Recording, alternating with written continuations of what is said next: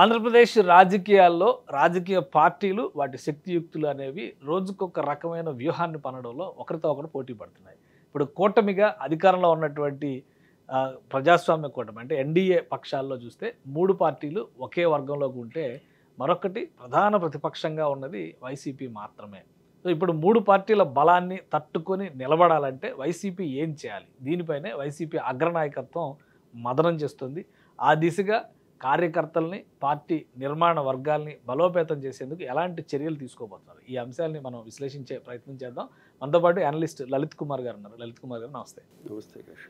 రాష్ట్ర రాజకీయాల్లో కార్యకర్తల స్థాయి నుంచి క్షేత్రస్థాయి నుంచి పార్టీని బలోపేతం చేసుకునే విషయంలో అన్ని పార్టీలు పోటీ పడుతున్నాయి. ఒకవైపు అధికారంలోకి వచ్చిన వెంటనే తెలుగుదేశం పార్టీ సభ్యత్వాల విషయంలో 1 కోటి రీచ్ అయింది. అలానే జనసేన పార్టీ సభ్యత్వాలు టార్గెట్ పెట్టింది. బీజేపీ కేడర్ను బలోపేతం చేసేటువంటి వ్యూహాన్ని తీసుకెళ్ళింది. ఇప్పుడు వైసీపీ వంతు అంటున్నారు, అధికార కూటమిని తట్టుకోవాలంటే క్షేత్రస్థాయిలో మనం బలం పుంజుకోవాలని. ఏంటి వైసీపీకి ఇప్పుడు ఉన్నటువంటి ఆప్షన్ ఏంటి?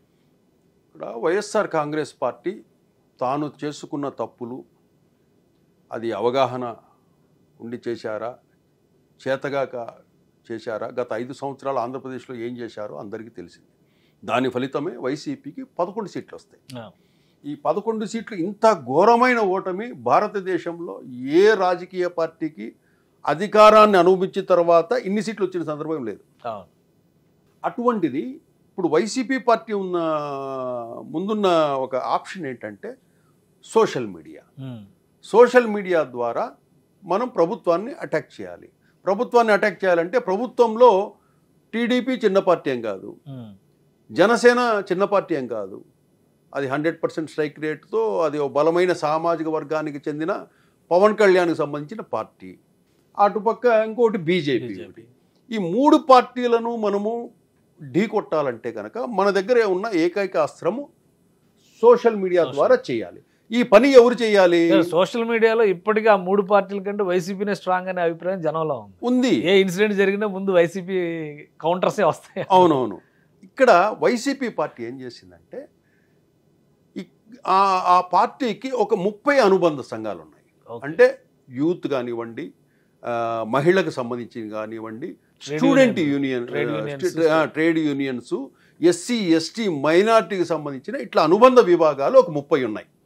వీళ్ళందరినీ వీళ్ళు యాక్టివేట్ చేసి అట్లాగే నియోజకవర్గాలలో మండల స్థాయి, గ్రామ స్థాయి వైసీపీ అభిమానులు ఉంటారు, జగన్ అభిమానులు ఉంటారు, రాజశేఖర్ రెడ్డి గారు, వీళ్ళందరినీ ఏకం చేసి ప్రతి చోట ప్రతి గ్రామంలో ఒక ఇష్యూ ఉంది, దాన్ని ఇమ్మీడియట్గా ఫోటో తీసేసి ఆ విషయాన్ని లొకేషన్ ఏంది చేసి జిల్లా స్థాయికి పంపి, జిల్లా స్థాయిలో ఒక సోషల్ మీడియా టీం వర్క్ చేస్తుంది. అట్లా ఒక్కో జిల్లాకు ఒక్కొక్క టీం వీళ్ళు చేసుకుంటూ ఆయా జిల్లాలలో ప్లస్ మెయిన్ స్ట్రీమ్కు కూడా ఈ కంటెంట్ను స్ప్రెడ్ చేయాలి. ఈ గ్రామంలో ఈ చెరువు పరిస్థితి ఈ విధంగా ఉంది, రోడ్డు ఈ విధంగా ఉంది, అంటే ప్రభుత్వానికి కౌంటర్ కంటెంట్ తయారు చేయడం ఇమ్మీడియట్గా వాళ్ళు చేసి ఇమ్మీడియట్గా పెడతారు. ఇదో మా ఊర్లో ఇది పరిస్థితి చంద్రబాబు, మా ఊర్లో స్కూల్ ఈ విధంగా ఉంది, ఆ స్కూల్కి సంబంధించిన ఫోటోలు పెట్టి లోకేష్కు ట్యాగ్ చేస్తారు, ఇట్లా మినిస్టర్లకు ట్యాగ్ చేసేసి పబ్లిక్ ప్లాట్ఫామ్లో పెట్టేస్తారు. ఇట్లా వీళ్ళు ఒక నెట్వర్క్ క్రియేట్ చేశారు. అంటే జిల్లాల వ్యాప్తంగా మండలాలు, పల్లెలు, ఆ పల్లెల నుంచి కూడా కంటెంట్ తీసుకొస్తారు. గ్రామ స్థాయి నుంచి మండల స్థాయి, నియోజకవర్గ స్థాయి, జిల్లా స్థాయి. దాని తర్వాత తాడేపల్లి మెయిన్ ఆఫీస్ నుంచి ఒకటి మెయిన్ కోర్ టీము దీని మీద వర్క్ చేస్తుంటుంది. దీంతో పాటు వీళ్ళు ఇంకా కొన్ని ఏంటంటే ఏదైనా ఒక ఇష్యూ జరిగింది అంటే ఒక వ్యక్తిని పోలీసులు వచ్చేసి అరెస్ట్ చేసి తీసుకెళ్తున్నారు. వైసీపీ తీసుకెళ్తున్నప్పుడు దాన్ని మనం ప్రొటెక్ట్ చేయాలంటే ఇమ్మీడియట్గా ఒక మెసేజ్ వస్తానే 10,000 మంది వచ్చి దాన్ని ఆపగలగాలి, అతనికి మద్దతుగా వెళ్ళగలగాలి, ఉండాలి ఇమ్మీడియట్గా. అంటే ఇటువంటి చర్యలు ప్లాన్ చేస్తున్నారంటే రేపు భవిష్యత్తులో సపోజ్ ఒక జిల్లా హెడ్ క్వార్టర్లో ఒక స్కామ్లోనో లేకపోతే తప్పు చేసి ఒక వైసీపీ లీడర్ను పోలీసులు అరెస్ట్ చేసి మిథున్ రెడ్డి గారు అరెస్టే తీసుకుందాం, అరెస్ట్ జరగగానే ఆ రియాక్షన్స్ దీన్ని ఎట్లా చేస్తున్నారంటే వీళ్ళు చక్కని ఒక మెసేజ్ సెంట్రల్ ఆఫీస్ నుంచి వస్తూనే ఇమ్మీడియట్గా సరౌండింగ్ నియోజకవర్గాల నుంచి కార్లు, వెహికల్స్, 2 వీలర్స్ ఎవరు ఉన్నట్టు వాళ్ళంతా వెళ్ళేసి ఆ 10,000 మంది అతని ప్రొటెక్షన్గా నిలబడతారు. అప్పుడు పోలీసులకు కూడా 10,000 మందిని కంట్రోల్ చేయడానికి కుదరదు. ఈ ఐడియా ఎక్కడి నుంచి వచ్చిందంటే వైసీపీకి ఏదైతే వివేకానంద రెడ్డి మర్డర్ కేసులో అవినాష్ రెడ్డిని అరెస్ట్ చేయాలని కర్నూలుకి ఎప్పుడైతే వచ్చారో కర్నూలు దగ్గర వైసీపీ క్యాడర్ మొత్తం కింద కూర్చునేసింది. అవును, సిబిఐ అధికారులందరినీ రానివల, సిబిఐ అధికారులు అరెస్ట్ కానివల. ఒక హాస్పిటల్లో అతను వెళ్ళిపోయాడు, మొత్తం క్యాప్చర్ చేసేశారు. లాస్ట్కు వెయిట్ చేసి అక్కడ అప్పుడు ప్రభుత్వము జగన్మోహన్ రెడ్డిది, పోలీసులు. ఇప్పుడు అలా నడుస్తుందా మరి కదా? చూడండి అప్పుడు జరిగిన విషయం. తదుపరి సైలెంట్గా వాళ్ళు సిబిఐ అధికారులు మళ్ళీ ఏం చేశారు, ఒక స్టేట్మెంట్ సీక్రెట్గా తీసుకుని వెళ్ళిపోయారు, వదిలేసి అదుపులోకి తీసుకోవాలి. సేమ్ ప్లాన్ ఇప్పుడు కూడా వైసీపీ చేస్తుంది.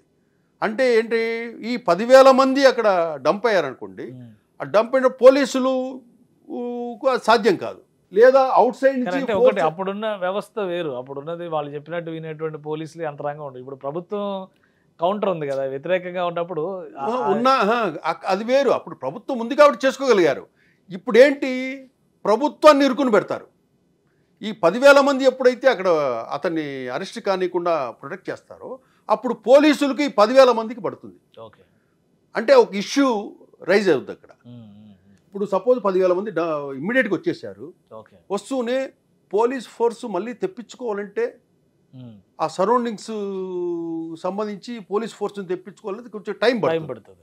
అంటే జిల్లా స్థాయిలో హెడ్ క్వార్టర్స్లో అంతమంది పోలీసులు ఉన్నారు. 10,000 మందిని ఇమ్మీడియట్గా కంట్రోల్ చేసే పోలీసులు కౌంటర్ ఇన్సర్జెన్సీ అంటే దాన్ని వీళ్ళ బలాన్ని చూపెట్టడం. అట్లా ఏ ఇన్సిడెంట్ జరిగినా కూడా మనం 10,000 మంది జమ కావాలి అనే కాన్సెప్ట్ను వీళ్ళు తీసుకొచ్చారు. ఆ ఇన్స్ట్రక్షన్ ఎవరు ఇస్తారు, జగన్మోహన్ రెడ్డి ఇస్తారు. పలానా చోట అరెస్ట్ జరుగుతుందంటే కనుక మీరు ఇమ్మీడియట్గా వెళ్ళిపోవాలంటే అందరికీ వాట్సాప్ మెసేజ్లు వెళ్ళిపోతాయి. వెళ్ళిపోతూనే ఎవరి దగ్గర ఉన్న వెహికల్ తీసుకుని ఇమ్మీడియట్గా ఆ లొకేషన్కి వెళ్ళిపోతారు. ఆ విధంగా కూడా ప్లాన్ చేస్తున్నారు. రాబోయే రోజుల్లో కూడా కూటమి ప్రభుత్వం కూడా ఏదైనా ఒక నిర్ణయం. ఇవన్నీ కౌంటర్ ఇన్సర్జెన్సీ ప్లాన్స్ లాగా ఉన్నాయి కానీ పార్టీ క్యాడర్ను బలోపేతం చేయడం, ఏదో ఎన్రోల్మెంట్ చేయడం, సభ్యత్వాల ఎన్రోల్మెంట్ చేయడం, ఇట్లాంటి అటువంటి Jaganmohan Reddy style of action ఏంటంటే భయపెట్టడం. భయపెట్టి అతన్ని ఇన్సెక్యూర్లో పడేసి చేసే మనస్తత్వం కాబట్టి ఆ భయపెట్టే పరిస్థితినే జగన్మోహన్ రెడ్డి ప్లాన్ చేశాడు. ఇప్పుడు సోషల్ మీడియా యాక్టివిటీ చేయమన్నారు. సోషల్ మీడియా యాక్టివిటీ ఏదైనా చేసినప్పుడు ఒక సోషల్ మీడియా కార్యకర్తను అరెస్ట్ చేయడానికి పోలీసులు వెళ్తారు. వెళ్ళినప్పుడు ఏం చేస్తారు, ఇమ్మీడియట్గా ఆ సరౌండింగ్లో ఉన్న వాళ్ళకి ఇట్లా అరెస్ట్ చేయబోతున్నారు అంటేనే వాళ్ళందరూ సపోజ్ 10,000 మంది అనుకున్నాం, వాళ్ళు 10,000 మందికి పంపిస్తారు రమ్మని. 10,000 మందిలో కనీసం 5,000 మందినా జమ కొడతారు కదా అక్కడ.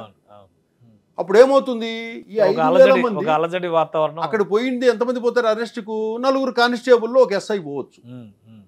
ఈ 5,000 మందిని వాళ్ళు ఏం చేయలేరు కదా. ఆ పరిస్థితులు ఏం చేస్తారు, ఈ 5,000 మందిలో ఎవరైనా ఆ పోలీసులు కొట్టినా లేకపోతే ఇంకేం చేసినా కూడా లేదు. అప్పుడు ఆ లా అండ్ ఆర్డర్ ఈ ఇష్యూస్ ఇవన్నీ ఇష్యూ రైజ్ అవుతుంది. రైజ్ అయినప్పుడు ఏంటి, పోలీసులు కూడా అరెస్ట్ చేయడానికి భయపడాలి, రాకూడదు. ప్రభుత్వం చెప్పినా కూడా అరెస్ట్ చేయాలంటే సార్ మేము అరెస్ట్ చేయాలంటే కనుక కొన్ని వేల మంది వచ్చేస్తారు సార్, మా వల్ల కాదని అనిపించారు. వ్యూహం రెడీ చేస్తున్నాడు జగన్మోహన్ రెడ్డి. దీనిలో భాగంగా దాదాపుగా 16 నుంచి 18 లక్షల మంది టీంను సెట్ చేస్తున్నారు. 18 లక్షల మందిని దీనికే. ఇదే కౌంటర్ ఇన్సర్జెన్సీ గ్రామ స్థాయి, ఈ మండల స్థాయి, నియోజకవర్గ స్థాయి ఒక సైన్యం అనుకోవాలి. దీన్ని వైఎస్ఆర్సీపీ సైన్యం అనుకోవాలి. ఈ 18 లక్షల మంది ఈ రాష్ట్రంలో ఏం జరిగినా కూడా దాన్ని పార్టీకి తెలియజేయడం, పార్టీ దాన్ని సోషల్ మీడియాలో పెట్టడము. వెంటనే ప్లాన్ రేపు అరెస్ట్ చేయాలన్నా కూడా గవర్నమెంట్ ఏదన్నా వైసీపీ కార్యకర్తను కానీ ఏదన్నా అరెస్ట్ చేయాలన్నా కూడా భయపడే విధంగా కొన్ని వేల మందిని సెట్ చేసి ఆయా ప్రాంతాల్లో డైరెక్ట్ అటాక్ అనేటట్టు ఒక రకంగా చెప్పాలంటే ఇది వైఎస్ఆర్సీపీ సైన్యం అని చెప్పుకో. సూసైడ్ సైన్యమా లేదంటే ఏంటి, ఏ విధంగా చూడాలి దీన్ని? సైన్యం అనాలి. ఆత్మాహుతి దళాలలాగా ఈ అరెస్ట్ని అడ్డుకునే దళాలా ఇవి? ఏదైనా కూడా ఈ సైన్యాన్ని మాత్రం తయారు చేస్తున్నారు. కాబట్టి రాబోయే రోజుల్లో కూటమి ప్రభుత్వానికి పోలీస్ డిపార్ట్మెంట్కి కూడా పని ఎక్కువగా ఉంటుంది. కొన్ని జాగ్రత్తలు తీసుకోవాలి. ఇటువంటివి ఉన్నాయి కాబట్టి సైన్యం మాత్రం వాళ్ళు రెడీ అన్నారు. వాళ్ళు పకడ్బందీగా వాళ్ళు నెట్వర్క్ చేస్తున్నారు. Right. సోషల్ మీడియాకు సంబంధించి కూడా కొన్ని వందల కోట్ల రూపాయలు కూడా ఖర్చు పెడుతున్నారు. ఎందుకంటే సోషల్ మీడియానే ద్వారానే మనం ఏదైనా చెప్పగలం, సోషల్ మీడియా ద్వారానే మనం కూటమి ప్రభుత్వాన్ని ఇబ్బంది పెట్టగలం రైట్ అనే కాన్సెప్ట్కి వీళ్ళు వచ్చారు. కాబట్టి సోషల్ మీడియా, డిజిటల్ మీడియాల మీద వైఎస్ఆర్సీపీ ఎక్కువగానే ఖర్చు పెడతాం. Right right thank you Lalit గారు విశ్లేషణ అందించినందుకు. ఇది వైఎస్ఆర్సీపీ ఆంధ్రప్రదేశ్లో అరెస్ట్ అంటే అలజడి సృష్టించే విధంగా ఒక సైన్యాన్ని తయారు చేసుకునే పనిలో నిమగ్నమైందని లలిత్ గారు విశ్లేషిస్తున్నారు. ఇక మీదట రాష్ట్రంలో ప్రభుత్వాన్ని ఇరుకున పెట్టడమే లక్ష్యంగా అటు సోషల్ మీడియాను ఉపయోగించడం, ప్రజాప్రతినిధుల్ని లేదా ఆ పార్టీకి చెందినటువంటి నేతల్ని అరెస్టులు అంటే మాత్రం ఆయా ప్రాంతాల్లో ఒక విధంగా జనజీవనాన్ని స్తంభించే దిశగా అడుగులు వేసినా ఆశ్చర్యపోవాల్సిన అవసరం లేదని లలిత్ గారు విశ్లేషిస్తున్నారు. ఇది స్పెషల్ డిస్కషన్. Keep watching.